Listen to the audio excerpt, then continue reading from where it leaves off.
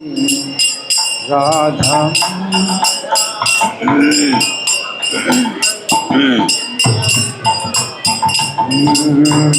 जय राधा माधव जय कुंज बिहारी।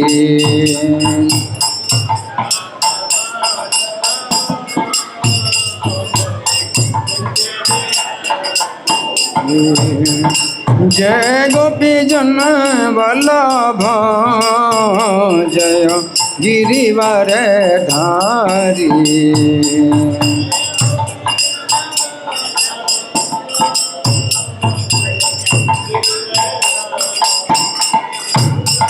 जय गोपी जन वल्लभ जय गिरिवर धारी।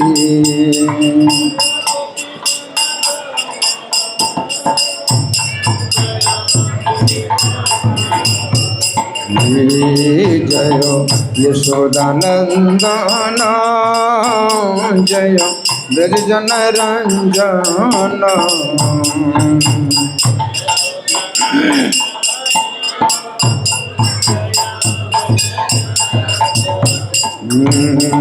जय यशोदानंदन जय ब्रजजन रंजन।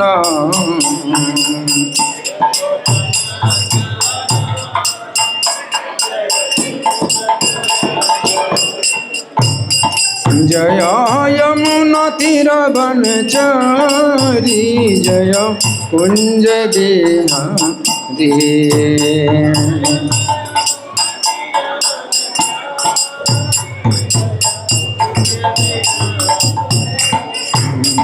जय यमुना तीर वनचारी जय कुंज बिहारी।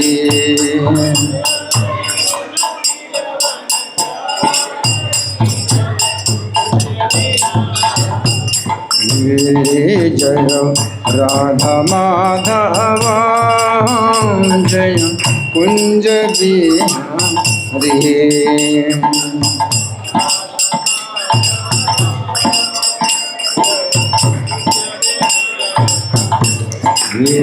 जय राधा माधव जय कुंज बिहारी।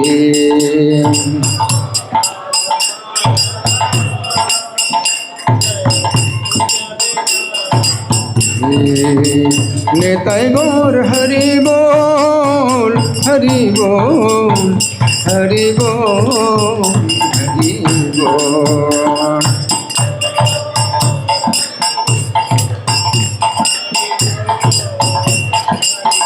जय प्रभुपदा प्रभुपदा प्रभुपदा प्रभुपदा।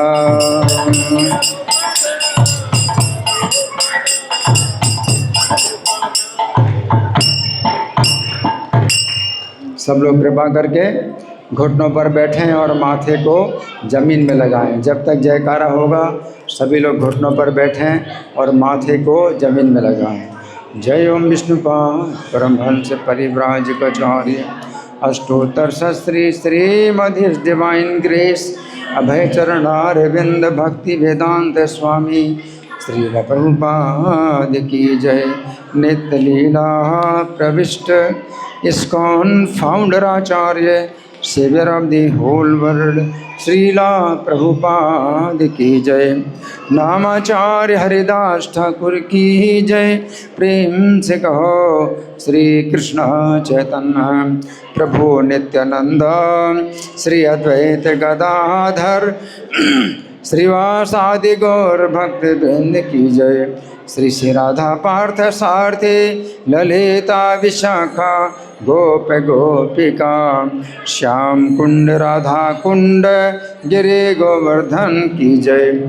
श्री श्री गौरताही की जय। श्री श्री सीताराम लक्ष्मण हनुमान की जय। श्री श्री लक्ष्मी नरसिंह प्रहलाद महाराज की जय, समवेत भक्त वृंद की जय, अनंत कोटि वैष्णव वृंद की जय, इस्कॉन वर्तमानाचार्य वृंद की जय, श्री गंगा पूजा महामहोत्सव की जय, श्रील बलदेव विद्याभूषण तिरुभाव तिथि महामहोत्सव की जय, श्रीमती गंगा माता गोस्वामिनी आविर्भाव तिथि महामहोत्सव की जय, गौर प्रेमानंदे, all glory to assembled devotees, all glory to assembled devotees, all glory to assembled devotees, all glory to Sri Guru and Gauranga.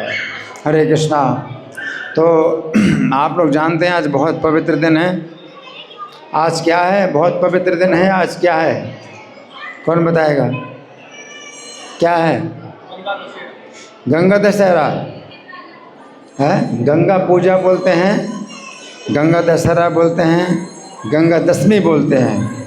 तो आज गंगा जी का विशेष क्या है? आविर्भाव पृथ्वी पर जो है वो आई, इस पृथ्वी को उन्होंने पवित्र किया आज के दिन। तो आज विशेष दिन है गंगा जी का आगमन। इसके अलावा और भी 2 त्यौहार हैं। कौन बताएगा? गंगा पूजा के अलावा और भी 2 त्यौहार हैं, वो कौन बताएगा? कोई नहीं है? बताने वाला कोई नहीं है? वो हमारे वैष्णव कैलेंडर में लिखे हैं, वो पब्लिक में नहीं पता होता। पब्लिक में ये पता नहीं है, हमारे वैष्णव कैलेंडर में है 2 त्यौहार विशेष रूप से, है ना। तो ठीक है, आज 3 त्यौहार हैं, हम लोग इन पर चर्चा करेंगे और आज उनकी कृपा का द्वार खुला है। तो जो लोग सुनेंगे कथा तो उनको कृपा मिलेगी। 9 बजे तक हम कथा करेंगे। हाथ उठाइए, कौन 9 बजे तक कौन कौन बैठे रहेंगे? 9 बजे तक कौन कौन बैठे रहेंगे? 1 2 3 4 5 और 6 7 8 और ठीक है, आप लोग आगे आइए। जो 9 बजे तक बैठे रहेंगे वो आगे आइए, और जो जाना चाहें तो जा सकते हैं। जितनी देर बैठेंगे उतनी कृपा मिलेगी उनको, ठीक है। तो आप लोग जो है बड़े ध्यान से सुनिए और आपस में बातें बिल्कुल ना करें, मुंह बिल्कुल बंद रखें और कान खोलें। जब मैं पूछूं क्या सुना तब बताएंगे, तब मुंह खोलना है। जब मैं पूछूं कि आपने क्या सुना तब मुंह खोलना, नहीं तो मुंह नहीं खोलना, कान खोलना है, मुंह नहीं खोलना, ठीक है। तो सुनिए बड़े ध्यान से। ये कथा भगवान नारायण सुना रहे हैं। कौन सुना रहे हैं? भगवान नारायण। ये भगवान नारायण कहाँ पर रहते हैं, क्या करते हैं? तपस्या करते हैं। ये भगवान नारायण तपस्या करते हैं। कहाँ पर रहते हैं? गंधमादन पर्वत पर या बदरिक आश्रम में। तो ये भगवान नारायण जो है तपस्वी हैं और ये जो है कथा सुना रहे हैं। और किसको सुना रहे हैं? नारद जी को। किसको सुना रहे हैं? नारद जी को सुना रहे हैं। तो सुनिए बड़े ध्यान से कि भगवान नारायण जो है, नारद जी से कहते हैं कि पूर्व काल में गंगा जी गोलोक में विराजमान थी, यहाँ पर नहीं थी। गंगा जी यहाँ पर नहीं थी तो कहाँ थी? स्वर्ग में थी। लेकिन जब स्वर्ग में भी नहीं थी तो उसके पहले कहाँ थी? वैकुंठ में थी। और वैकुंठ में भी नहीं थी, उसके पहले कहाँ थी? गोलोक धाम में रही। कहाँ थी? गोलोक धाम में थी। ये गंगा जी कहाँ थी? गोलोक धाम में थी। हैं? गोलोक धाम में राधा और श्री कृष्ण के अंग से प्रकट हुई हैं। राधा श्री कृष्ण के अंग से प्रकट हुई हैं। ये गंगा जी जो है अत्यंत सुंदर रूप धारण करके भगवान के सामने पधारी, है ना। तो उनका जो है खिले हुए कमल की भांति मुस्कान भरा मुख है, परम मनोहर था। और सुंदर मालती के पुष्पों का मनोहर हार धारण किए थी। और दांतों की उज्ज्वल पंक्ति चमक रही थी। और ऐसी गंगा लज्जा भाव प्रदर्शित करते हुए भगवान श्री कृष्ण के पास विराजमान थी। गंगा जी लज्जा के भाव का प्रदर्शन करते हुए भगवान श्री कृष्ण के पास विराजमान थी। अंचल से अपना मुंह ढककर और नेत्रों से भगवान के मुख अमृत का निरंतर पान कर रही थी। गंगा जी भगवान कृष्ण के मुख का अमृत प्रसन्नतापूर्वक पान कर रही थी। कहाँ से अमृत पी रही थी? कहाँ से? आँखों से। भगवान कृष्ण के मुख सौंदर्य का, भगवान के मुख का जो सौंदर्य है, बातें नहीं, बातें नहीं। आप लोगों को इतना भी शिष्टाचार नहीं है। यहाँ कथा चल रही है, आप लोग अपनी बातें कर रहे हैं। कौन बातें कर रहा है? हैं? थोड़ा सा सोचना चाहिए कि आप कहाँ पर हैं। ये सब्जी बाजार नहीं है, ये भगवान का मंदिर है और कथा चल रही है। ये कथा कहीं नहीं मिलेगी। मैं जो सुना रहा हूँ कभी ना सुनोगे और ना सुन पाओगे। ये मनुष्य का जीवन का जो असली लाभ है, मंदिर में आकर के भी आप लोग नहीं उठा रहे हैं। और सब्जी बाजार बना के रखा है मंदिर को। आप बिल्कुल शांत रहिए तो थोड़ा आपको लाभ होगा इससे कौन मतलब और ज़्यादा आपका जो है दोष बनता है कि मंदिर में आकर के बातें कर रहे हो। कौन सी बातें कर रहे हैं? अपने घर की, बाजार की बातें कर रहे हैं। कौन बातें कर रहा है? अपने बच्चों को संभालिए। आपके बच्चे भी शोर नहीं करेंगे, खेलेंगे नहीं, दौड़ेंगे नहीं। उन बच्चों को भी संभालिए, उन्हें तो बच्चों को बाहर ले जाइए इस तरह से कि यहाँ कथा में कोई बाधा ना हो। ठीक है ना? तो आप लोग सुनिए बड़े ध्यान से। अभी मैंने क्या बताया? कौन बताएगा? मैंने क्या बताया? हाँ जी। गंगा जी जो है अपने निर्निमेष नेत्रों से, निर्निमेष नेत्र का मतलब क्या है कि पलकें बंद नहीं हो रही हैं। भगवान कृष्ण का दर्शन कर रही हैं, पलकें बंद नहीं कर रही हैं, क्योंकि ये आँखें खुली आँखों से भगवान के मुख सौंदर्य का अमृत पी रही। आँखों से पिया जाता है भगवान का दर्शन। भगवान को जो दर्शन का अमृत है आँखों से पिया जाता है। तो गंगा जी जो है भगवान कृष्ण के मुख कमल का सौंदर्य पी रही थी अपने निर्निमेष नेत्रों से। निर्निमेष नेत्र का मतलब क्या हुआ? पलकें नहीं बंद हो रही हैं, गंगा जी पी रही हैं। अगर पलकें बंद हो जाएंगी तो सौंदर्य अमृत पीने में बाधा पड़ेगी। नेत्रों से तो पी रही हैं, अगर पिएंगे तो पलकें कैसे बंद करें? तो पलकें बंद नहीं हो रही हैं। आंचल से मुंह ढक करके और निर्निमेष नेत्रों से भगवान के मुख रूपी अमृत का निरंतर प्रसन्नतापूर्वक पान कर रही हैं और मुख उनका प्रसन्नता से खिल रहा है। और भगवान श्री कृष्ण के रूप ने उन्हें बेसुध बना दिया और पुलकायमान हो कर दिया। गंगा जी का पूरा शरीर पुलकायमान हो रहा है। इतने में भगवती राधिका वहाँ पधार कर विराजमान हो गई। राधा रानी की कांति करोड़ों चंद्रमाओं जैसी थी। तो राधा रानी जो है क्रोध की लीला करना चाहती हैं। राधा रानी क्रोध की लीला करना चाहती हैं, मतलब राधा रानी को क्रोध नहीं आता, लेकिन क्रोध की लीला होता है आनंद के लिए। तो कभी कभी क्रोध ना आए और हम क्रोध करते हैं तो वो एक आनंद का कार्य होता है। गोलोक धाम में ये रजोगुण से उत्पन्न काम क्रोध है ही नहीं। फिर अगर कुछ काम का और क्रोध का अगर कुछ अभिनय करना होता है तो आनंद के लिए करना है। तो राधा रानी अभिनय करती हैं, क्रोध का अभिनय करती हैं, वो भी किस लिए? आनंद के लिए। तो क्रोध की लीला करना चाहती थी, अतः उनकी आंखें जो है लाल कमल जैसी हो गई, है ना। और इस प्रकार से राधा रानी जो है सर्वोत्तम रत्नों से बने हुए विमान से उतर करके वहाँ पधारी थी और ऋषि लोग भी सेवा में लगे थे और स्वच्छ चमर डुलाया जा रहा था और उनकी पुष्पों की सुंदर माला गले में सुशोभित थी। रोष के कारण उनके ओठ फड़क रहे थे। राधा रानी के ओठ फड़क रहे रोष के कारण, लेकिन रोष उनका जो है उस तरह का रोष नहीं जैसे इस संसार में हम रोष करते हैं, वो रजोगुण के कारण होता है ना। भगवान श्री कृष्ण के पास जाकर सुंदर रत्नों के सिंहासन पर विराजमान हो गई। कौन?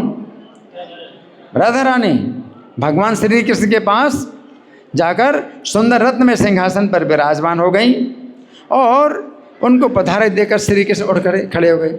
राधा रानी का स्वागत करने के लिए श्री कृष्ण उठ के खड़े हो गए और हंसकर आश्चर्य प्रकट करते हुए मधुर वचनों में उनसे बातचीत करने लगे। श्री कृष्ण मधुर वचनों में बातचीत करने लगे। किसके साथ? राधा रानी के साथ। अब सब गोप लोग जो है भयभीत हो गए हैं। राधिका को सबने प्रणाम किया, स्तुति कर रहे हैं। श्री कृष्ण भी राधिका की स्तुति की। गंगा जी भी तुरंत उठ के खड़ी हो गई। गंगा जी तुरंत उठ के खड़ी हो गई, राधा की स्तुति की, पर हृदय में बहुत भय छा गया। गंगा जी के हृदय में बहुत भय छा गया। हाँ, तो नीचे खड़ी हो गई और ध्यान के द्वारा मन ही मन श्री कृष्ण के चरण कमलों की शरण ली। राधा रानी के क्रोध से रक्षा हो तो गंगा जी मन ही मन क्या करती हैं? श्री कृष्ण के चरणों की शरण लेती हैं। श्री कृष्ण के चरणों में क्या होता है? अभय। भगवान श्री कृष्ण के चरण को कहा जाता है अभय चरणार विंदरे। उनके चरणों में क्या है? अभय। कोई किसी प्रकार का भय हो तो उनके चरणों का चिंतन करना चाहिए, उससे भय दूर जाए। तो गंगा जी ने श्री कृष्ण के चरणों की शरण ली मन ही मन है। उनको राधा रानी से भय हो गया था। तो भगवान श्री कृष्ण ने डरी हुई गंगा को आश्वासन दिया और इस प्रकार से गंगा जी स्थिरचित हो गईं। अब गंगा ने देखा देवी राधिका ऊंचे सिंहासन पर बैठी हैं, और ये जो है राधा रानी का यौवन से विग्रह परम शोभा पा रहा है, परम शांत है, परम साध्वी है। ऐसी राधा रानी जो है वहाँ पर बैठी हुई है ना। तो श्री कृष्ण के समान उनका प्रकाश है। श्री कृष्ण की सभा में अपनी कांति से आच्छादित करती हैं, और भगवान श्री कृष्ण के प्राणों की देवी हैं। उनको प्राणों से अधिक भगवान प्रिय मानते हैं। श्री कृष्ण अपने प्राणों से ज़्यादा प्रिय मानते हैं किसको? राधा रानी को। तो राधा की अनुपम झांकी को देखकर गंगा का मन तृप्त न हो सका। निर्निमेष नेत्रों से अब राधा के सौंदर्य को पीने लगी। पहले कृष्ण के मुख का सौंदर्य पी रही थी गंगा जी, अब राधा रानी के मुख का सौंदर्य निर्निमेष नेत्रों से पी रही। निर्निमेष नेत्र मतलब पलकें नहीं हो रही, अपलक नेत्रों से हैं। इतने में राधा ने मधुर वाणी में भगवान श्री कृष्ण से कहा। तो राधा रानी बिल्कुल शांत थी, नम्रता थी और मुख पर मुस्कान छाई हुई थी। तो इस प्रकार से राधा रानी ने जो है भगवान श्री कृष्ण से कुछ बातें कहीं। इसके बाद फिर राधा रानी जो है गंगा जी से कुछ कहना चाहती हैं। गंगा जी बड़ी योगिनी थी। गंगा जी बड़ी योगिनी थी, तो योग के प्रभाव से राधा रानी का मनोभाव उनको पता चल गया। तो सभा के बीच में ही अंतर्धान हो गई और जल में प्रविष्ट हो गई। गंगा जी राधा रानी के मनोभाव को समझ गई तो अंतर्धान हो गई और अपने जल में प्रविष्ट हो गई। तब योगिनी राधा ने योग के द्वारा जान करके उनको जल के रूप में गंगा जी को अंजलि में ग्रहण किया, अंजलि में ले लिया। अब कितना गंगा जी का जल है, लेकिन योगिनी है ना, तो योगिनी ने अपने योग के प्रभाव से अंजलि में ही पूरा जल ले लिया राधा रानी। और क्या कर रही हैं? पीना चाहती हैं, वो पीना चाहती हैं राधा रानी, है ना। तो गंगा जी भी बड़ी योगिनी हैं, तो श्री कृष्ण के चरण में जा कर के लीन हो गई। और राधा रानी की अंजलि से निकल करके गंगा जी कहाँ चली गई? श्री कृष्ण की शरण में लीन हो गई हैं। अब क्या हुआ? अब राधा ने गंगा को अब ढूंढा, अब ढूंढना चाहती हैं, और श्री कृष्ण के चरणों में तो छिपी हैं वो। तो राधा रानी अब सब जगह ढूंढ रही हैं। कहाँ ढूंढ रही हैं? गोलोक धाम में पूरी जगह ढूंढा, अपनी योग दृष्टि से सब कुछ देखा, हर जगह। गोलोक धाम में कहीं गंगा जी नहीं। फिर वैकुंठ लोक में ढूंढा योग दृष्टि से, योग बल से, तो वैकुंठ में भी गंगा जी नहीं है। ब्रह्मलोक में सभी स्थानों में गंगा जी खोजा पर दिखाई नहीं दे रहे, और सर्वत्र जल का नितांत अभाव हो गया। अब गंगा जी भगवान कृष्ण के चरण कमलों में समा गई। अब हर जगह जल क्या हो गया? अभाव, जल बिल्कुल नहीं है। जितने जलचर थे वो सब मर गए, जितने जंतु थे जल के सब मर गए, कीचड़ तक सूख गया। गंगा जी जो है जब भगवान कृष्ण के चरणों में समा गई तो वहाँ जल का तो नाम ही नहीं था, कीचड़ तक का भी नाम नहीं था, कीचड़ भी सूख गया है। तब तो ब्रह्मा, विष्णु, शंकर, अनंत, धर्म, इंद्र, चंद्रमा, सूर्य, मुनिगण और मनु, देवता, सिद्ध, तपस्वी सभी गोलोक में आए। परेशानी हो गई, सब परेशान हो गए। जल के बिना क्या को होगा? कुछ नहीं होगा। सब परेशान होंगे। उनके कंठ सूख गए, ओठ सूख गए, तालु सूख गए, और भगवान श्री कृष्ण को सबने प्रणाम किया। भगवान श्री कृष्ण को सबने प्रणाम किया। और भगवान जो है के सामने भक्ति के कारण सबके कंधे झुके हुए हैं, वाणी गदगद हो गई है, आंखों में आंसू भरे हुए हैं, भगवान श्री कृष्ण की स्तुति करते हैं। और राधा रानी जो है उनके वक्षस्थल पर शोभा पा रही हैं। और भगवान श्री कृष्ण रास मंडल में विराजमान थे। तो जितने मुनि हैं, मनुष्य हैं, सिद्ध हैं, तपस्वियों ने तपस्या के प्रभाव से दिव्य दर्शन प्राप्त किया। अपार हर्ष हुआ, आश्चर्य की सीमा न रही, एक दूसरे को सब देखने लगे। तब सब सज्जनों ने जगत प्रभु ब्रह्मा जी से निवेदन किया। ब्रह्मा जी ने जो है उनकी प्रार्थना सुन करके विष्णु को दाहिने और महादेव को बाएं करके भगवान श्री कृष्ण के निकट पहुँचे। ब्रह्मा जी ने क्या किया, विष्णु जी को भगवान कृष्ण के दाईं तरफ कहा कि आप आ जाइए, और महादेव जी का बाईं तरफ आ जाइए। और तब भगवान श्री कृष्ण के निकट ब्रह्मा जी पहुँचे। उस समय श्री कृष्ण राधा के साथ विराजमान थे, और सबने देखा वेशभूषा जो है राधा रानी की और कृष्ण की एक जैसी है, एक जैसे आसनों पर बैठे हैं। तो इस तरह से जब देखा तो फिर भगवान श्री कृष्ण आसन पर बैठे हुए दिखाई दिए, और जो है फिर ब्रह्मा जी ने देखा श्री कृष्ण अकेले बैठे हुए हैं, राधा कृष्ण प्रत्येक आसन पर बैठे दिख पड़े। फिर ब्रह्मा जी ने श्री कृष्ण का ध्यान किया और फिर भक्ति भाव से स्तुति की। भगवान के आगे से उन्होंने अपनी आंखें मूंद ली। फिर देखा कि राधा को श्री कृष्ण वक्षस्थल पर बैठाए हुए आसन पर विराजमान हैं, और प्रणाम की स्तुति की। और फिर उन्होंने जो है ब्रह्मा जी ने जो है भगवान की स्तुति की। तो भगवान जो है उनसे बोले, अब भगवान श्री कृष्ण बोले, हे ब्राह्मण, आपकी कुशल हो, यहाँ आइए, मैं समझ गया आप सभी महानुभाव गंगा को ले जाने के लिए यहाँ पधारे हैं। भगवान श्री कृष्ण क्या बोले, आप सब लोग किस लिए आए हैं, गंगा को यहाँ से ले जाने के लिए। परंतु इस समय ये गंगा मेरे चरण कमलों में शरण लिए हुए हैं। भगवान ने क्या कहा कि गंगा जी मेरे चरण कमलों में शरण लिए हुए हैं, कारण मेरे पास बैठी थी, राधा जी उसे देखकर पी जाने के लिए तैयार हो गई, तब वो चरणों में आकर ठहर गई। मैं आप लोगों को उन्हें हर्षपूर्वक दे दूंगा, परंतु आप पहले इनको निर्भय बनाने का पूरा प्रयत्न करो। भगवान कृष्ण कहते हैं कि मैं गंगा को दे दूंगा आप लोगों को, लेकिन गंगा को क्या करो, आप निर्भय बनाओ, निर्भय बनाने का प्रयत्न करो। तो भगवान श्री कृष्ण की बात सुनकर के ब्रह्मा जी का मुख मुस्कान से भर गया, और सब देवता भगवान श्री कृष्ण से जो है बोले। भक्ति के कारण ब्रह्मा जी ने अपने चारों मुखों से राधा की स्तुति की, और राधा रानी ब्रह्मा जी जो है कहते हैं कि हे देवी, ये गंगा आपके और भगवान श्री कृष्ण के अंग से उत्पन्न हुई हैं, आप दोनों रास मंडल में पधारे थे। तो ये गंगा जैसे गोलोक में है, वैसे इन्हें सर्वत्र रहना चाहिए। आप देवेश्वरी इनकी माता हैं, और ये सदा के लिए आपकी पुत्री हैं। ब्रह्मा जी ने कहा कि गंगा जी आपकी पुत्री हैं। इस प्रकार कहकर राधा के प्राणपति भगवान श्री कृष्ण अंतःपुर में चले गए। नहीं, क्षमा करें, इसके बाद क्या हुआ, ब्रह्मा की प्रार्थना को सुनकर राधा जी हंस पड़ी। उन्होंने ब्रह्मा जी सभी बातों को स्वीकार कर लिया। तब गंगा श्री कृष्ण के चरण के अंगूठे के नाखून के अग्रभाग से निकलकर वहाँ विराजमान हो गई। जब राधा रानी को प्रसन्न किया तो गंगा जी फिर चरणों के अंगूठे के नाखून के अग्रभाग से निकली और वहाँ विराजमान हो गई। सब लोगों ने उनका सम्मान किया। फिर गंगा से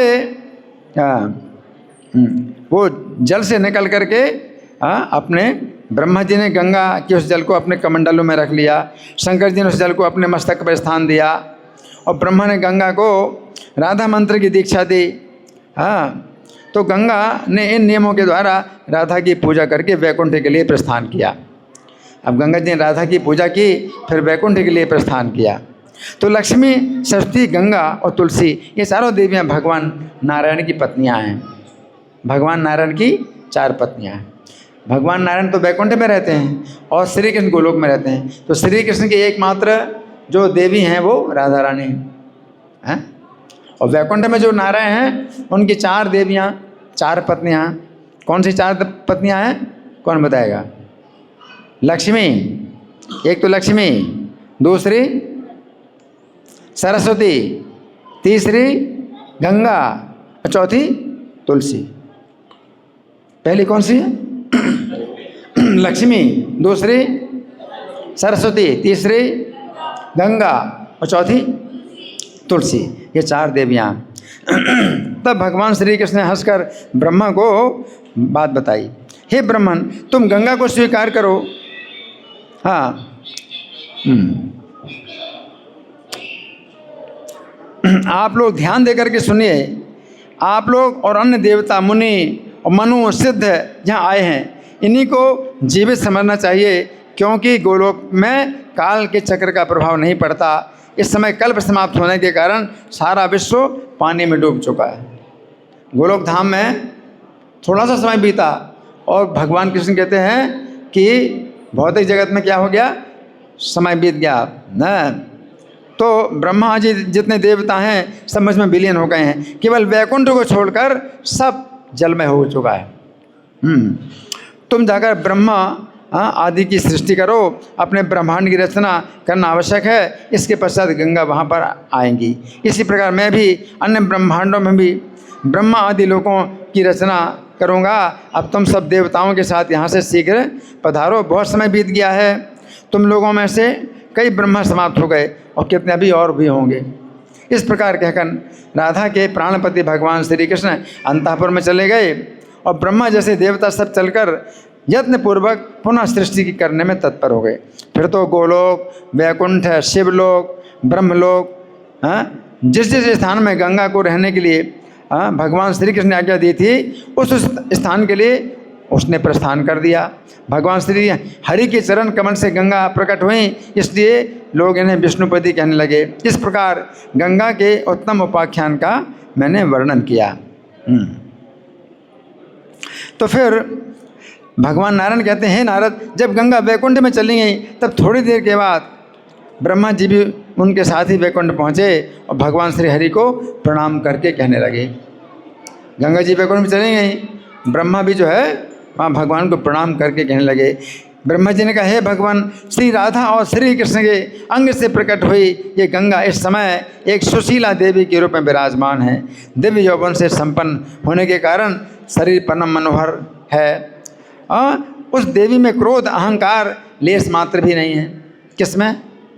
गंगा जी में। श्री कृष्ण के अंग से प्रकट हुई ये गंगा उन्हें छोड़ किसी दूसरे पति को नहीं बनाना चाहती। गंगा जी श्री कृष्ण के अलावा दूसरा पति नहीं बनाना चाहती, किंतु परम तेजस्विनी राधा ऐसा नहीं चाहती। राधा रानी ऐसा नहीं चाहती। वे माननीय राधा इस गंगा को पी जाना चाहती थी, परंतु बड़ी बुद्धिमानी के साथ ये श्री कृष्ण के चरण कमलों में प्रविष्ट हो गई। इसी से रक्षा हुई। उस समय सर्वत्र सूखी हुए ब्रह्मांड को देखकर मैं गोलोक में गया। भगवान श्री कृष्ण संपूर्ण वृत्तांत जानने के लिए विराजमान थे। उन्होंने सबका अभिप्राय समझकर अपने चरण कमल के नख के अग्रभाग से गंगा को बाहर निकाल दिया। तब मैंने इन्हें राधा रानी की पूजा के मंत्र याद कराए और ब्रह्मांड गोलक को पूर्ण कराया। तब राधा और श्री कृष्ण के चरणों में मस्तक झुकाकर इसे साथ लेकर मैं यहाँ पर आया हूँ। कौन कह रहे हैं? ब्रह्मा जी कह रहे हैं। किससे कह रहे हैं? विष्णु जी से। कहाँ पर? वैकुंठ में। प्रभु, आपसे मेरी प्रार्थना, इस देवी गंगा को आप अपनी पत्नी बना लीजिए। आप पुरुषों में रत्न हैं और ये साध्वी देवी स्त्रियों में रत्न हैं। सभी पुरुष प्रकृति से उत्पन्न हुए हैं, स्त्रियाँ भी उसी की कलाएं हैं। केवल आप भगवान श्री हरि उस प्रकृति से परे निर्गुण प्रभु हैं। परिपूर्णतम श्री कृष्ण स्वयं 2 भागों में विभक्त हुए। आधे से तो 2 भुजाधारी श्री कृष्ण बने रहे और आधा अंग आप चतुर्भुज श्री हरि के रूप में प्रकट हो गया। इस प्रकार भगवान श्री कृष्ण के बाएं अंग से आविर्भूत श्री राधा भी 2 रूपों में परिणत हुई। दाहिने अंग से तो वे स्वयं रहीं और बाएं अंग से लक्ष्मी का प्राकट्य हुआ। अतएव ये गंगा आपको ही वर्ण करना चाहती हैं, क्योंकि आपके श्री विग्रह से ये प्रकट हैं। प्रकृति और पुरुष की भांति स्त्री पुरुष दोनों एक ही अंग हैं। इस प्रकार कहकर ब्रह्मा जी ने भगवान श्री हरि के पास गंगा को बैठा दिया और वहाँ से चल पड़े। फिर तो स्वयं श्री हरि ने विवाह के नियमानुसार गंगा के पुष्प और चंदन से चर्चित कर कमल को ग्रहण कर लिया और वे उनके प्रीतम पति बन गए। जो गंगा पृथ्वी पर पधार चुकी थीं वो भी समयानुसार अपने उस स्थान पर पुनः आ गईं। जो भगवान के चरण कमल से प्रकट होने के कारण इस गंगा की विष्णुपदी नाम से प्रसिद्धि हुई। क्या नाम पड़ा? विष्णुपदी। गंगा के प्रति सरस्वती के मन में जो डाह था वो निरंतर बना रहा। गंगा सरस्वती से कुछ द्वेष नहीं रखती थी। अंत में ऊब कर विष्णुप्रिया गंगा ने सरस्वती को भारतवर्ष में जाने का श्राप दे दिया। इस प्रकार लक्ष्मीपति भगवान श्री हरि की गंगा सहित 3 पत्नियां हैं। बाद में तुलसी को भी प्रिय पत्नी बनने का सौभाग्य प्राप्त हो गया। अतएव तुलसी सहित ये 4 प्रेयसी पत्नियां भगवान की हैं, है ना। तो इस तरह से हमने कुछ गंगा जी का महात्म्य सुना। अब एक त्यौहार है, हाँ, हमारे वैष्णव कैलेंडर में वो है बलदेव विद्याभूषण का तिरुभाव। हमारे जो गुरु परंपरा में एक आचार्य हैं बलदेव विद्याभूषण, तो इनका जो है तिरुभाव दिवस है। तो इनके बारे में हम सुनेंगे कुछ। अल्पायु में ही व्याकरण, काव्य, अलंकार, न्याय शास्त्र में विद्वान हो गए।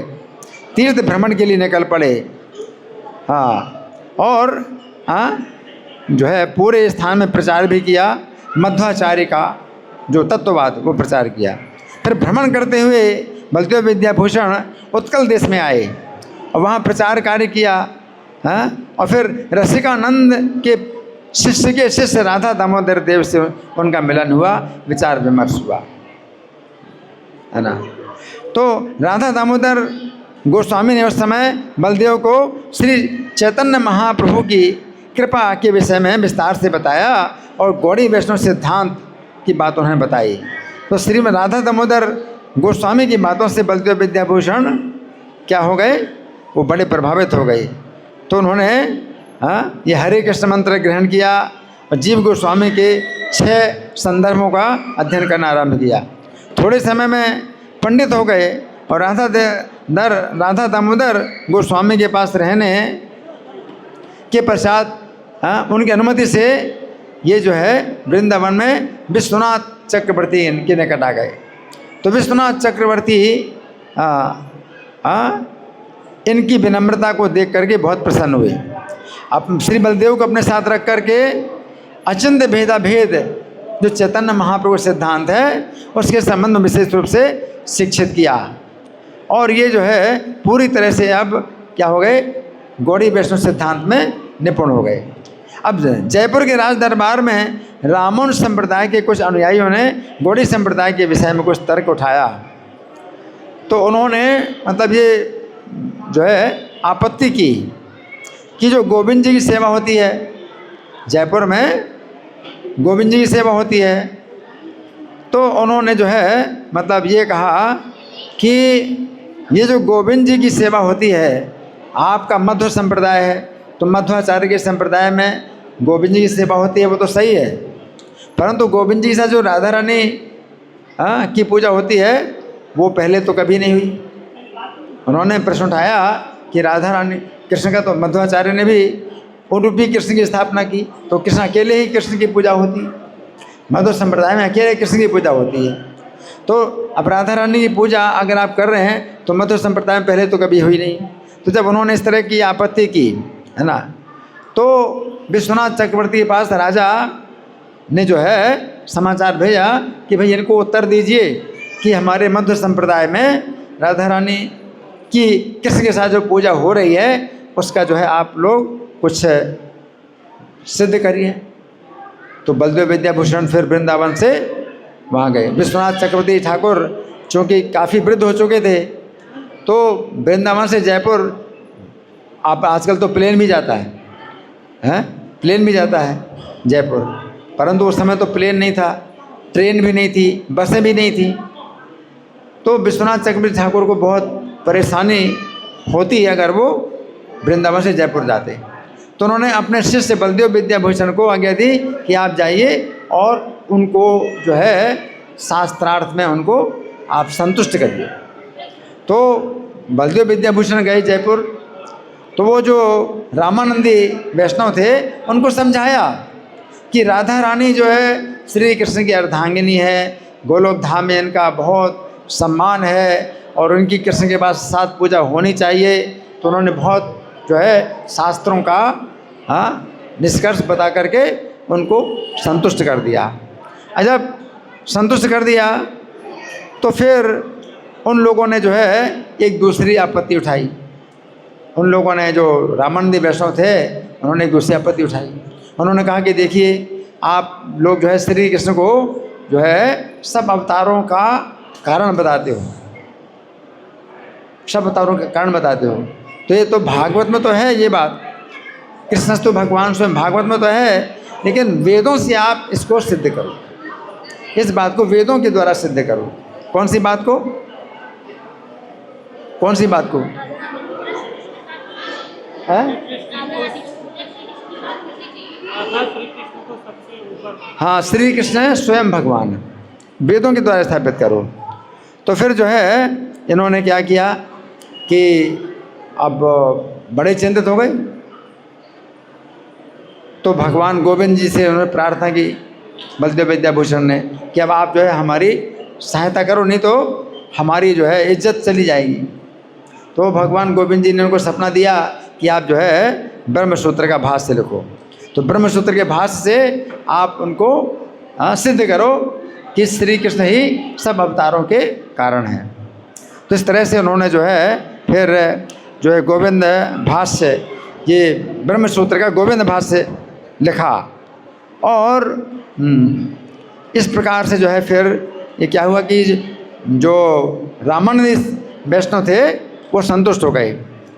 तो इस तरह से जो बलदेव विद्याभूषण थे उन्होंने क्या किया कि रामानंदी वैष्णवों को जो है परास्त किया। तो वो पंडित लोग जो है बलदेव विद्याभूषण के सामने पराजय को स्वीकार कर लेते हैं और कहते हैं आप हमें शिष्य बनाइए। उन्होंने कहा आप हमें शिष्य बनाइए। तो बलदेव विद्याभूषण ने विनम्रता से कहा कि नहीं, हम आपको शिष्य नहीं बना सकते, कि चारों संप्रदाय में एक श्री संप्रदाय भी प्रामाणिक संप्रदाय है, तो हम आपकी इज्जत को कम नहीं करना चाहते, इसलिए हम आपको जो है शिष्य नहीं बना सकते। इस तरह से बलदेव विद्याभूषण ने विजय पत्र लाए और विश्वनाथ चक्रवर्ती ठाकुर को दिखाया कि विजय पत्र उन्होंने लिख करके दिया है। और इससे वृंदावन के जितने वैष्णव थे बहुत आनंदित हुए और विश्वनाथ चक्रवर्ती ने भी बलदेव जी को बहुत आशीर्वाद दिया। और बलदेव जी ने फिर षट संदर्भ का भाष्य लिखा। तो बलदेव विद्याभूषण का जो है इतना बड़ा योगदान है कि जयपुर में जब रामानंदी वैष्णव लोग जो है हमारे गौड़ी वैष्णव का जो है कुछ तिरस्कार कर रहे थे, तो इन्होंने शास्त्रार्थ के द्वारा हमारे गौड़ी वैष्णव संप्रदाय की इज्जत बचाई थी। तो बलदेव विद्याभूषण का आज तिरुभाव दिवस है, तो उनसे हम प्रार्थना करते हैं कि अपनी कृपा का बिंदु दें ताकि हमारा जीवन सफल हो जाए। अब गंगा माता गोस्वामिनी, ये आज इनका आविर्भाव दिवस है, तो इनके बारे में सुनिए। बांग्लादेश के जो है एक ज़िला है राजशाही ज़िला, और उसमें पुटिया एक गांव है। पुटिया के राजा थे श्री नरेश नारायण। बांग्लादेश में पुटिया के राजा थे नरेश नारायण। क्या नाम था? नरेश नारायण। उनकी सची नाम की एकमात्र पुत्री थी, कोई पुत्र नहीं था। अब राजा के कोई पुत्र ना हो, केवल एक पुत्री हो, तो कितनी चिंता होती। सची नाम की पुत्री, और सची अपने बाल्यकाल से ही भगवान की भक्ति परायणा थी। और बड़े होने पर नव यौवन जो है जब आया तो बहुत सुंदर दिखाई पड़ती हैं, लेकिन इन्होंने जो है अपने विवाह के लिए मना कर दिया। राजा नरेश नारायण पुत्र के विवाह के लिए चिंतित हो गए। सती देवी को पता चला तो वे बोली, मैं किसी मरणशील व्यक्ति से विवाह नहीं करूंगी। सची देवी ने क्या कहा? मैं किसी मरणशील व्यक्ति से विवाह नहीं करूंगी। इस बात को सुनकर राजा रानी सिर पकड़कर बैठ गए। एक ही पुत्री है, विवाह नहीं करना चाहिए, एक ही पुत्री विवाह नहीं करना चाहती। इसमें राजा रानी दोनों स्वर्गवासी हो गए। अब राजा का सारा भार सची के ऊपर आ गया। तो कुछ दिनों तक तो राज्य कार्य को संभाला, फिर उसके बाद हाँ, राजा के मंत्रियों को राज्य सौंप करके और तीर्थ यात्रा करने के लिए निकल गए। हाँ, और सदगुरु की खोज करते हुए जगन्नाथपुरी में पहुंची, वहाँ पर दर्शन किए, फिर ब्रज धाम में आ गई। सची देवी के सौभाग्य का उदय हुआ तो भगवान नित्यानंद और गौर के महान भक्त थे हरिदास पंडित गोस्वामी, उनसे मिली। और हरिदास पंडित के दिव्य तेज को देख करके सची देवी बहुत आनंदित हुई और मन में भाव आया कि अब मैंने अपना आश्रय प्राप्त कर लिया है। सची देवी ने हरिदास पंडित के चरणों में दंडवत किया और कृपा की प्रार्थना करने लगी। तो हरिदास पंडित ने जो है उन सची को की परीक्षा लेने के लिए कहा कि राजा की कन्या ब्रज में रह करके कैसे भजन करोगी? तुम तो राजा की पुत्री हो, ब्रज में रहकर कैसे भजन करोगी? तुम्हारे लिए तो घर पर रहकर भजन करना ठीक रहेगा। सची देवी ने समझ लिया कि जो है परीक्षा लेना चाहते हैं, तो तीव्र वैराग्य के साथ सेवा करने लगी। धीरे धीरे अपने अच्छे वस्त्रों को पहनना, आभूषण धारण करना बिल्कुल त्याग दिया। अब हरिदास पंडित ने सची देवी से कहा, यदि तुम लज्जा, मान और भय का त्याग करके ब्रज में मधुकरी करो तब कृपा पाओगी। मधुकरी मतलब भीख मांग, ब्रज में भीख मांगोगी तब। राजा की पुत्री और भीख मांगे। तो गुरु वाक्य को सुनकर बहुत आनंदित हुई। उसी समय से एक मामूली मलिन वस्त्र से शरीर को ढक करके ब्रजवासियों के घर घर जाकर मधुकरी करने लगी।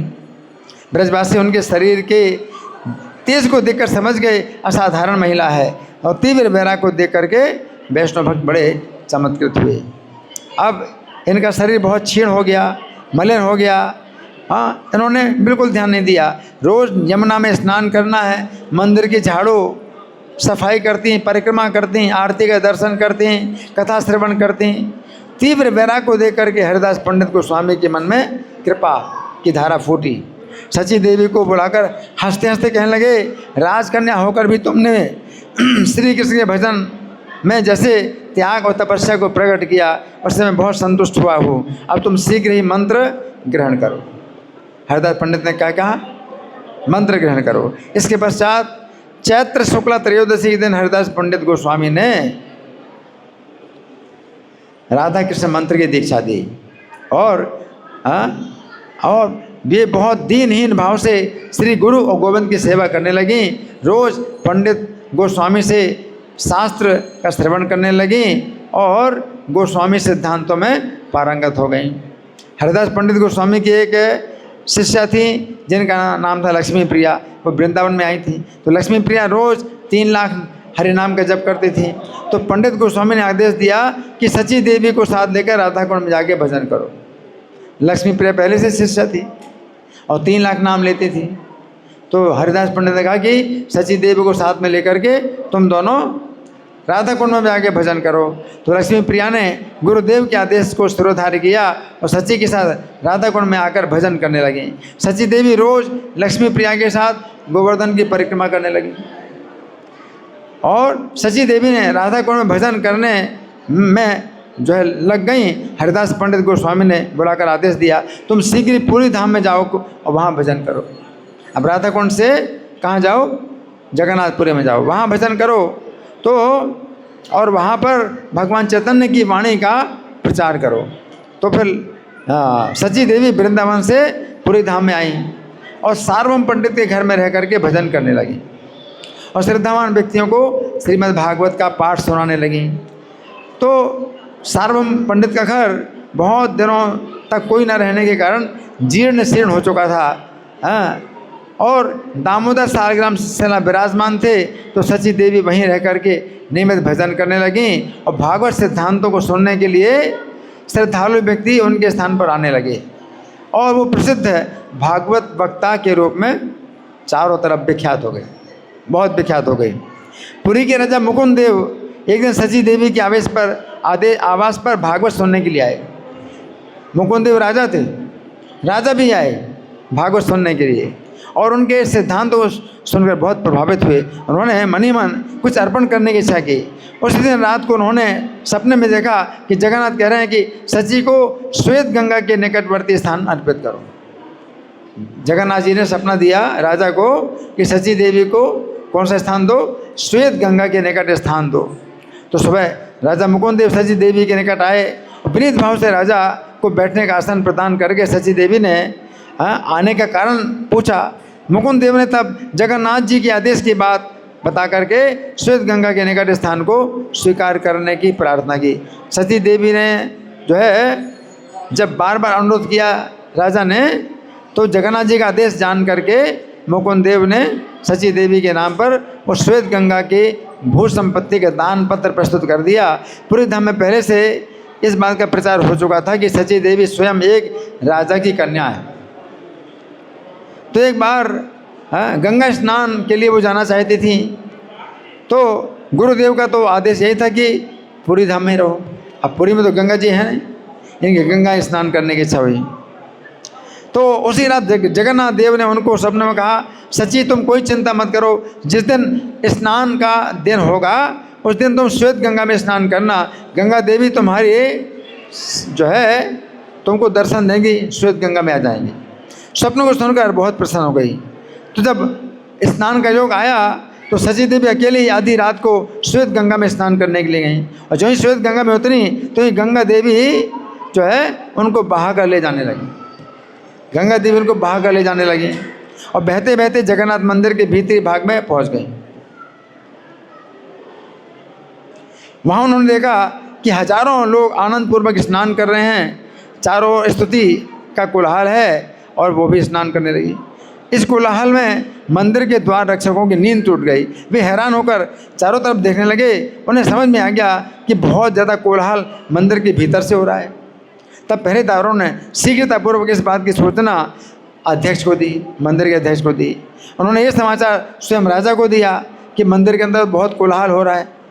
राजा ने मंदिर खोलकर देखने का आदेश दिया, तो मंदिर को खोला गया। बड़ा अद्भुत था।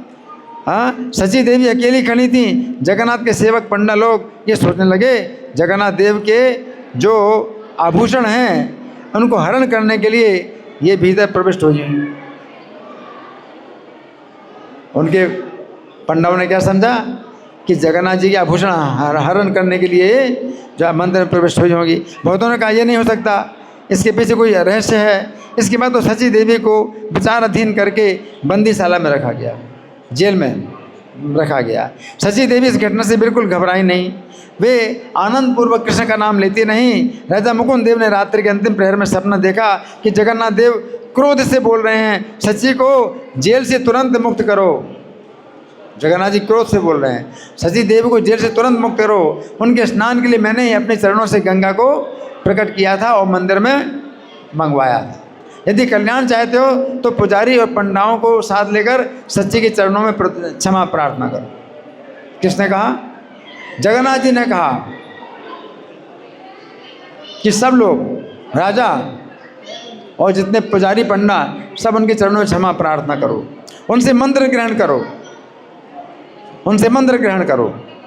ये सपना देखकर राजा बहुत भयभीत हो गए। प्रातः शीघ्र स्नान करके पुजारी पंडाओं को साथ लेकर वहाँ पहुँचे सची देवी को जहाँ जेल में रखा गया था। ये सभी उनको मुक्त करवाकर उनके चरणों में दंडवत होकर गिर गए। राजा ने अनेक अनुनय विनय के साथ उन्हें क्षमा प्रार्थना की। जगन्नाथ देव के आदेश को बताकर उनसे मंत्र देने की प्रार्थना की। किसने? राजा मुकुंद देव ने। श्री जगन्नाथ देव की इस लीला को देखकर सची देवी प्रेम पूर्वक रोने लगी कि जगन्नाथ जी देखो कितनी मेरे पक्ष में उन्होंने कितना कार्य किया। प्रेम से रोने लगी। राजा को भाग्यवान कहकर उनके सिर में हाथ देकर आशीर्वाद देने लगी। तब जगन्नाथ देव का आदेश स्वीकार करके सची देवी ने मुकुंद देव को राधा कृष्ण मंत्र से दीक्षित किया। राजा के साथ साथ अनेक पुजारियों ने भी सची देवी के चरणों का आश्रय लिया। उसी दिन से सची देवी का नाम हुआ श्री गंगा माता गोस्वामिनी। इनका नाम जो है पहले सची देवी था। जब राजा की भी जो है वो जो है गुरु बन गई और पुजारी पंडाओं की गुरु बन गई, तो अब नाम हो गया क्या? गंगा माता गोस्वामिनी। तो राजा ने जो है गुरु दक्षिणा के रूप में कुछ जमीन की संपत्ति गंगा माता को देने की इच्छा की, परंतु माता सम्मत नहीं हुई। राजा से कहा, तुम्हारी श्री कृष्ण के चरणों में भक्ति बनी रहे, मैं तो केवल इतना चाहती हूँ, मैं और किसी दक्षिणा को लेने की अधिकारी नहीं हूँ। राजा बार बार उनके चरणों में प्रार्थना करने लगे। तब गंगा माता ने वैष्णवों की सेवा के लिए 2 भांड महाप्रसाद और 1 भांड सब्जी, 1 प्रसादी वस्त्र और 2 पणकड़ियाँ यानी 160 पैसा रोज मध्याह्न में भेजने की अनुमति दी। इतना सामान भेजो रोज दोपहर के समय। रोज मध्याह्न में जो है आज भी वो महाप्रसाद नियमित रूप से गंगा माता के मठ में भेजा जाता है और गंगा माता की समाधि पीठ पर अर्पित किया जाता है। एक बार महीधर शर्मा नाम के एक ब्राह्मण पंडित श्वेत गंगा के किनारे अपने पितरों का तर्पण करने के लिए आए और गंगा माता की महिमा सुनकर उनके चरणों का दर्शन करने के लिए आए। श्री गंगा माता ने पंडित का बहुत सम्मान करके उन्हें आसन प्रदान करके बैठाया और उनसे उनके आने का अभिप्राय पूछा। तो पंडित ब्राह्मण ने सरलतापूर्वक अपना अभिप्राय बता दिया। उस ब्राह्मण की सरलता को देखकर गंगा माता ने उन्हें भागवत सिद्धांत सुनाना आरंभ किया। भागवत का सिद्धांत, ब्राह्मण उस भागवत सिद्धांत को सुनकर एकदम मुग्ध हो गए। अंत में उन्होंने गंगा माता के चरणों में आश्रय लिया। गंगा माता ने उन्हें राधा कृष्ण मंत्र की दीक्षा प्रदान की। उन ब्राह्मण महीधर शर्मा का जन्म स्थान धनंजयपुर था। गंगा माता के आदेश से उन्होंने गंजाम जिले के विभिन्न स्थानों में गौर नित्यानंद के नाम प्रेम का प्रचार किया था।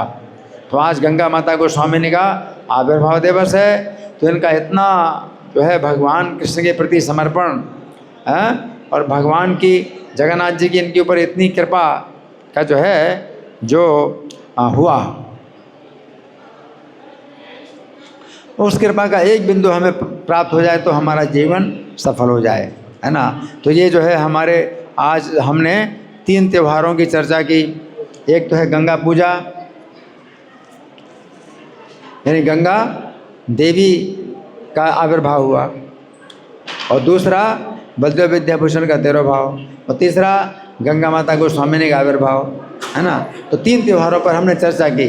अभी हमारे पास कुछ समय है, आप लोगों की ओर से कोई प्रश्न है, कोई चर्चा है, या मैं प्रश्न करूं? हाँ जी।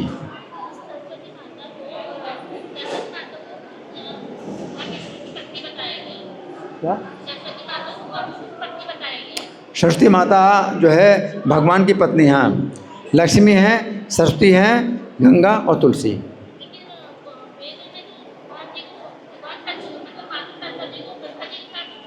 हाँ, ये कथा है, अलग है, ये कथा अलग है। जिस समय भगवान विष्णु के साथ में गंगा जी थीं और गंगा जी उनको प्रेम से निहार रही थीं, तो सरस्वती ने जो है ईर्ष्या के कारण गंगा जी को शाप दिया कि आप जो है पृथ्वी में 5000 साल तक, कलयुग के 5000 साल तक पृथ्वी में रहो, पापियों के पापों को जो है धोती रहो। गंगा जी को शाप दिया। तो फिर गंगा जी ने भी जो है सरस्वती को शाप दिया कि तुमको भी जो है नदी बन करके पृथ्वी में रहना पड़ेगा। लक्ष्मी जी ने जो है बीज बचाव किया। लक्ष्मी जी जो है उनको किसी पर क्रोध नहीं आया, बीज बचाव किया। तो सरस्वती जी ने लक्ष्मी जी को भी शाप दे दिया कि तुम जो है वृक्ष बनो। लक्ष्मी जी को वृक्ष बनने का शाप दिया ना, तो वही वो तुलसी हुई। हाँ, तो फिर भगवान ने जब देखा कि 2-3 पत्नियां हैं तो आपस में बहुत मतलब झगड़ा होता है, तो भगवान ने कहा कि आगे से मैं नियम बनाता हूँ, जिसके घर में 3 पत्नियां होंगी तो कलह जरूर होगा। तो जब दशरथ राजा दशरथ 3 पत्नियां थी तो कलह हुआ। तो भगवान ने कहा कि आगे से मैं तीनों का त्याग करता हूँ। तो सरस्वती को आदेश दिया, एक अंश से आप नदी बनोगी, एक अंश से ब्रह्मा के निवास स्थान में रहोगी। और गंगा जी को कहा एक अंश से आप समुद्र की पत्नी बनोगी, एक अंश से शिव जी की जटाओं में रहोगी, हैं। तो इस तरह से गंगा जी को कहा। लक्ष्मी जी को कहा कि आप जो है, आपको बिल्कुल क्रोध नहीं है, आपके अंदर बिल्कुल शांति बनी रही, आपका स्वभाव बहुत शांत है, तो मैं आपको जो है स्वीकार करता हूँ। तो लक्ष्मी जी को भगवान ने स्वीकार किया कि एक अंश से आप तुलसी जो वृक्ष है वो बनोगी और शेष अंश से आप मेरे साथ रहोगे। तो इस तरह से कथा आती है। तो भगवान की फिर 3 पत्नियों से 4 पत्नियाँ होंगी, जिससे झगड़ा ना हो। मतलब 3 पत्नियों से झगड़ा होगा, 2 पत्नियाँ हो तो ठीक है, 4 पत्नियाँ हो तो ठीक है। तो अब 3 पत्नियों से 4 पत्नियाँ हो गई। तो लक्ष्मी, सरस्वती और गंगा और तुलसी 4 पत्नियाँ होंगी, ठीक है। अच्छा, तो अभी हमारे पास और समय है। और कोई प्रश्न है या मैं प्रश्न करूं? मैं प्रश्न करूं, ठीक है। तो गंगा जी जो है भगवान कृष्ण का जब दर्शन कर रहे हैं और अपलक नेत्रों से दर्शन कर रहे हैं, और लज्जत भी है, लज्जा के भाव से भगवान को देख रही हैं, है ना। तो उस समय राधा रानी ने उस समय क्या किया? राधा रानी ने क्या किया, कौन बताएगा? हाँ, राधा रानी जो है कि भाव को समझ करके गंगा जी अपना रूप त्याग करके जल में प्रविष्ट हो गई। लेकिन जल में भी जो है राधा रानी ने अपने योग बल से क्या किया, अंजलि में ले लिया और पीना चाहती हैं। तो राधा रानी, गंगा जी जो है भयभीत होकर के भगवान के चरणों में समा गए। अब भगवान के चरणों में समा गए। अब राधा रानी सब जगह ढूंढ रही, गोलोक में नहीं है, और बैकुंठ में नहीं है, और ब्रह्मलोक में नहीं है, पृथ्वीलोक में नहीं है, सब जल के, मतलब जल के बिना सब जो मृत हो गए, सब शरीर मृत हो गए, है ना। और ब्रह्मा हैं और मनु हैं और मुनि लोग हैं, देवता लोग हैं, सब गोलोक धाम में आए, भगवान से प्रार्थना करते हैं। तो भगवान ने फिर बताया, क्या बताया कि गंगा जी मेरे चरणों में, तो आप क्या करो, राधा रानी से इनको निर्भय करो और फिर ले जाओ अपने साथ में। तो फिर उन्होंने, गंगा जी फिर निकली, राधा रानी को प्रसन्न किया। राधा रानी जब प्रसन्न हो गई कि वो कुछ भी अनिष्ट नहीं करेंगी गंगा जी का, तब गंगा जी चरण से बाहर निकली। फिर गंगा जी ने भी जो है राधा रानी के चरणों की पूजा की। इस बार ब्रह्मा जी के साथ में वो जो है कहाँ पर आई, बैकुंठ में आई, भगवान विष्णु की पत्नी। भगवान विष्णु ने विवाह किया, विधिवत विवाह किया, गंगा जी को अपने पत्नी रूप में स्वीकार किया। श्री बलदेव विद्याभूषण तिरुभाव तिथि महामहोत्सव की जय, गंगा पूजा महामहोत्सव की जय, श्रीमती गंगा माता गोस्वामिनी आविर्भाव तिथि महामहोत्सव की जय, श्रील प्रभुपाद की जय। हरे कृष्णा।